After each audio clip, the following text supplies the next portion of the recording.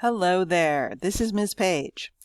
In this lesson, which is actually part 2 of graphing sine and cosine using amplitude, period, and midline, we're going to focus on actually creating graphs of a sine function or a cosine function.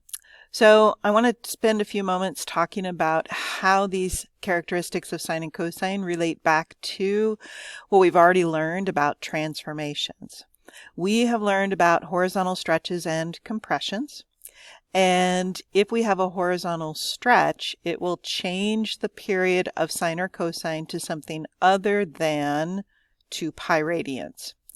So if we have a stretch, our period becomes larger than 2 pi radians. If we have a compression, our period becomes smaller than 2 pi radians. A vertical stretch or compression changes the amplitude to something other than 1. So if we have a vertical stretch, then our amplitude will be larger than 1. If we have a vertical compression, our amplitude will be smaller than 1. And then if we have a vertical translation, up or down, this changes the equation of the midline to something other than y equals 0, which is the equation of our x-axis. So if we have a translation up, our midline moves up. If we have a translation down, then our midline moves down. Another key thing that we need to know about our sine and cosine in order to graph them using the idea of transformations or any other way is key points that we can transform. And the key points that we transform for these two functions all come from our unit circle and the quadrantal angles. So if we are going to graph a sine function, so this is our parent sine function, it has no transformations at all, then the points that we will use all have an angle. So the x coordinate here is the angle. So that's all of these, 0, pi halves, pi, 3 pi halves, and 2 pi. And the y coordinate of all 5 of these points is the sine value of that particular angle, which is the y coordinate from the unit circle. And so we get 0, 0. At pi halves, sine is 1. At pi radians, sine is 0. 3 pi halves, sine is -1. And 2 pi radians, sine is back to being 0. These points that all have a y coordinate of 0 are what we refer to as midline points. They are always going to transform and be on wherever the midline of the new function was located. So these are all midline points. And they are shown here, here, and here, where this orange portion of the curve is the first cycle or first period of the sine function, the parent function. When our sine value is 1, that creates a relative maximum. And when our sine value is -1, that creates a point that is a relative minimum. So if we're doing sine, we start with these 5 points. We apply our transformations basically the same way as we do for any other function, and it will move them and transform them to create the new sine curve. So here we're looking at y equals cosine of x. So here's where we're going to talk about the key points we use to transform cosine. So again, x would be the angle in radians, and we use again the quadrantal angles, 0, pi halves, pi, 3 pi halves, and 2 pi radians. The y value now is the cosine value, which is the x coordinate from our unit circle points. So at 0 radians, cosine is 1. At pi halves radians, cosine is 0. At pi radians, cosine the x-coordinate is -1. At 3 pi-halves radians, cosine the x-coordinate is 0. And at 2 pi radians, cosine the x-coordinate is back to being 1 again. The 2 points here that have that y-coordinate of 0, those are your midline points. So when they transform, they will end up on the new midline. And they are shown here and here. The maximum value we've learned for cosine is 1. And just like it is for sine, we've learned this is based on the unit circle, which is defined as having a radius of 1. So the maximum that x or y can be in those points is 1. So that makes our largest cosine value 1, which makes it a maximum point in the curve, here and here. And then the smallest value that we can get for cosine, like for sine, is -1. Again, because the radius of the unit circle is 1, so when we are moving around the xy coordinate plane and we get to the point to where we have a negative value, the smallest we can get is -1. So this becomes a minimum, shown right here. And then what's important to understand about these two curves is that this portion in orange is the first cycle or first period of the function, but it is what we call periodic, meaning if we go around the unit circle, we get the same values again. If we go around a third time, we get the same values again. So that's what we're seeing here. So from this maximum, it goes to its midline, and then it would go to its minimum, then back to its midline, then to its maximum, to its midline, to its minimum, and so on. And it does that to the left also. So from this maximum, it would go to its midline, then its minimum, then its midline, and then its maximum, and back to its midline, and so on. Sine does the same thing, as we can see here. So from this maximum, it goes to its midline, to its minimum, to its midline, to its maximum, to its midline. Same thing in the left. From maximum to midline, to minimum, to midline, to maximum, and so on. All right, so this is going to talk about how we can identify the period of the function, the amplitude, and the midline based on what we already know about transformations and the parameters. So here we're seeing our sine and cosine function written with our parameter structure. So A, which remember can create an x-axis reflection, a vertical stretch, or a vertical compression, it tells us about our amplitude. The amplitude is always the absolute value of the A parameter. The absolute value of A, remember, is your factor for a stretch or compression, vertically speaking. So that vertical stretch factor or vertical compression factor, that actually helps us in graphing and creating the stretch of our points or the compression of our points, and we'll talk about how. Then we have, remember, our 1 over b, which we want actually the reciprocal of that. When we do the reciprocal of that, we have b. So that actually is that's about horizontal stretches and compressions, which changes the period of a sine or cosine function. Remember that for the parent functions that have no transformations, the period is 2 pi, because that's one time around our unit circle. So the period of any new function is 2 pi times that b parameter. Absolute value being positive, because period is always a positive quantity.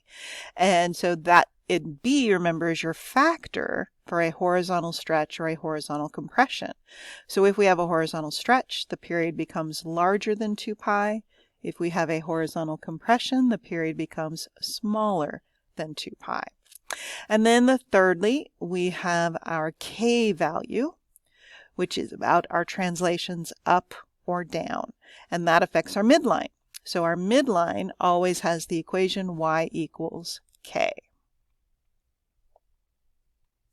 All right, let's take a look at this example together. So this is the function we're going to be graphing. Notice first we want to identify the period, amplitude, and midline, and then we'll talk about how to create the graph. Now, it does not really matter which of the three you find first. So sometimes you might find them in this order, sometimes you might find them in a different order.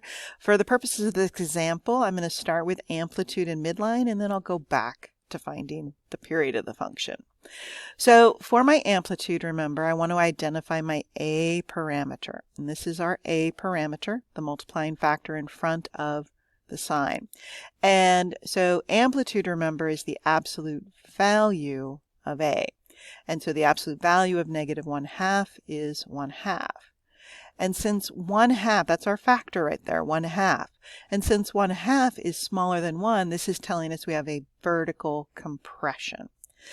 Because it's negative to start with, remember that also means we have an x-axis reflection. And so we're going to talk about options, about graphing, because it's very easy when graphing sine and cosine for a person to forget to do an x-axis reflection. So I'm going to share with you a strategy that will hopefully make sure that you don't forget that. For the midline, remember, we want the k value, y equals k. And in this case, there's nothing shown added or subtracted after the sign of x, so that means our k is 0. So we have y equals 0.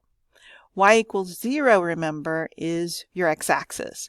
Now, you don't have to graph the midline, but I encourage it, especially for these examples, as a dashed line always if you're going to graph it. So I'm going to put a dashed line on top of my x-axis to remind me this is my midline. It can be a very helpful visual for making sure that our sine curve looks correct. All right, thirdly, we need the period. And the period, remember, we need our 1/b/b parameter, and that is the coefficient of x, which here is a 1. So that 1 by definition is 1/b, and then we want its reciprocal b, but 1 is a special number in that it's its own reciprocal. The reciprocal of 1 is also 1. And so b is 1. And then to figure out the period, we start with the 2 pi period of the parent functions and multiply times our b. And so 2 pi times 1 is 2 pi. So this time, there's no horizontal stretch, there's no horizontal compression, which makes sense because our factor is 1, and that doesn't change anything. All right, next up, to move on with the graph, we need to know the key points that we will be transforming. So these are important that they relate to the sine values in the unit circle. So the angles we use will always be our quadrantal angles. 0 radians, pi halves radians, pi radians, 3 pi halves radians, and 2 pi radians. These y values need to be the sine values, which are the y coordinates of our unit circle points. So sine of 0 is 0. Sine of pi halves is 1. Sine of pi is 0. Sine of 3 pi halves is -1. And sine of 2 pi is 0. So now we don't want to make sure that we do the translations last. But here we don't have any translation because our k value is 0. So we do have to remember to do our x-axis reflection and our vertical compression, which is going along with our amplitude. The easiest way to make sure we do both of those and do them correctly and don't forget that x-axis reflection is to take each of these y values and multiply by your a parameter, not your amplitude, by a, because if a is negative, we need that negative. So we're going to take each of these y values times our a value of -1/2. And this is going to tell us where they transform to, both the reflection and the compression. So 0, 0, which is here, well, 0 times -1/2 is still is still 0 rather, and so it doesn't move. It is still right there. And notice it's on the midline, which is where it should be, because anything with a y value of 0 in the original points is a midline point, and midline points should always end up on the new midline. Here we have 1 times negative 1/2, which is negative 1/2. So this is pi, so pi halves would be right here.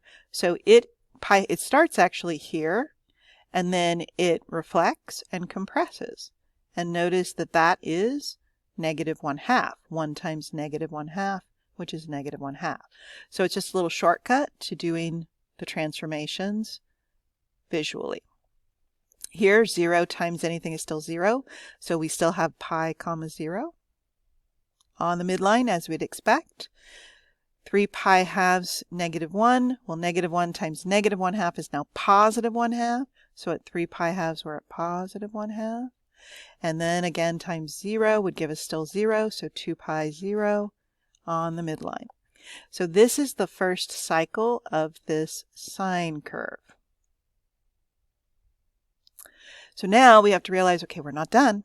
It's expected that we demonstrate an understanding of the periodicity, the repetition of a sine curve. And so we have to continue this pattern of points to the end of the right end and the left end of our graph. So here, don't just use midline points. Look at what came before them. So what came before was a maximum, then midline, which means the next point has to be a minimum, and then a midline again, then a maximum, and then a midline. So that finishes up the right end of the graph. And it does actually keep heading down now to its next minimum, so I stick a little arrow showing it's going to go down from there.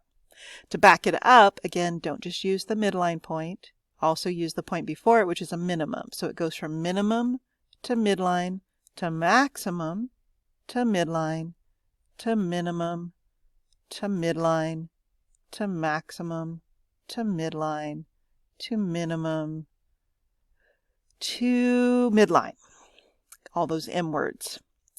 And then I draw this curve, gently curving through all these points. And when it hits that last point on my graph, it's a midline, so it's heading up to its next maximum. And that finishes up this sine curve. All right, let's take a look at this one. So here's the function we're going to graph. But first, we're going to find its period, amplitude, and midline. So again, I'm going to start with amplitude and midline, and then I'll come back to the period. So amplitude is based on my A parameter, which is 4. So it's always the absolute value of A. Absolute value of 4 is still 4. Now, that's our factor in this case. In this case, a vertical stretch, since 4 is greater than 1. So it is stretching all of our points that are actually not on our midline. And then our midline, which remember is y equals k. Well, this time, here's our k value. That plus 1 gives us a k of positive 1. So we have y equals 1 as our midline. So again, good strategy is to graph the midline as a dashed line. So y equals 1. I'm going to do that right now.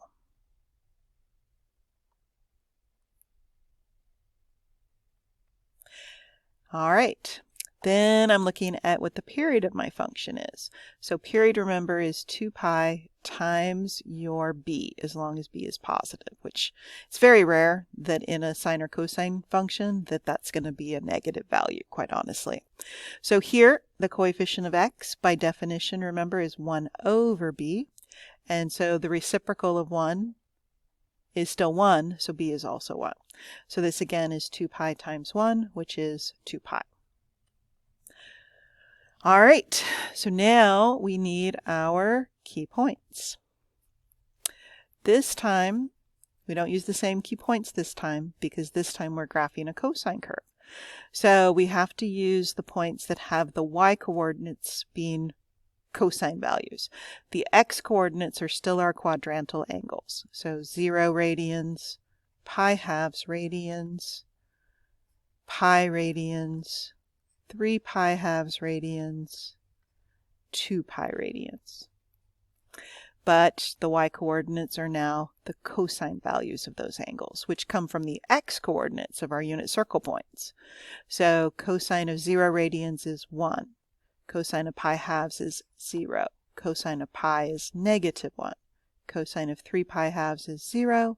Cosine of 2 pi is again 1. All right. So here, again, the easiest way to make, this time we don't have a reflection, but you can use the same strategy and just multiply your y coordinates, 1, 0s, and negative 1s, by your a parameter value of 4. So 1 times 4, 0 times 4, negative 1 times 4. And then after we do that, which will perform the stretch, then we want to make sure we do the k part this time. So we also then afterwards have to go up 1 unit to make sure everything ends up in the correct place. So, all right, 1 times 4 is 4. So 0, 4 is where it is now, and then it has to move up 1 to the 5, right there. 0 times 4 is still 0, so at pi halves radians, it's here, and then it moves up 1 to the midline, which, oh, that makes sense, because this is a midline point because of that 0, and it ends up on the new midline. That's a good sign. Then we have pi negative 1. Negative 1 times 4 is negative 4, so it stretches down to the negative 4, and then it turns around and goes up 1 unit to the negative 3. Then we have 3 pi halves 0. 0 times 4 is still 0. So then it's here, and then it moves up 1 to the midline. That's a good sign. It's a midline point. And then finally here are 2 pi 1. 1 times 4 is 4, so it stretches to the 4, and then it goes up 1 more to the 5. So this is what the first cycle, or one period, of the cosine curve. And so what we're seeing here is like a very narrow U-type shape, like so.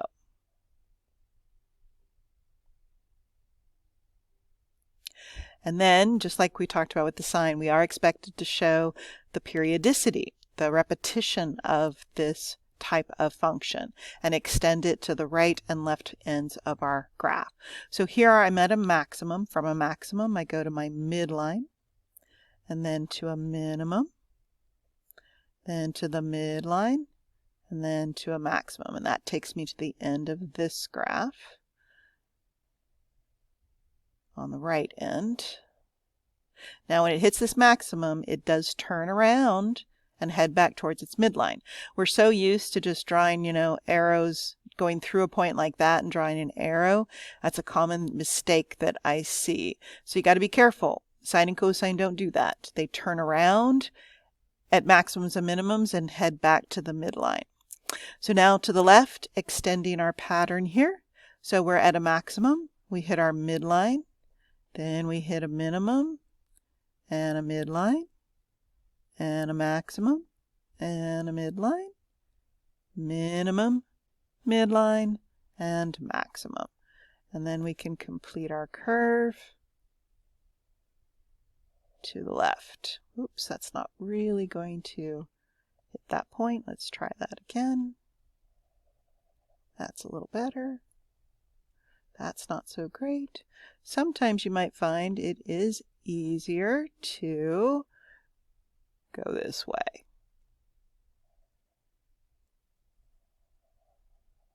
I'm finding that a lot easier. So I'll keep doing it this direction and meet up right there. Okay, and then again, that's heading back down towards its midline at that point. All right, so that is the graph of this one. So next is a practice problem for you to try. I would recommend that you pause the video, and after you've completed the problem, come back and take a look and see how well you did.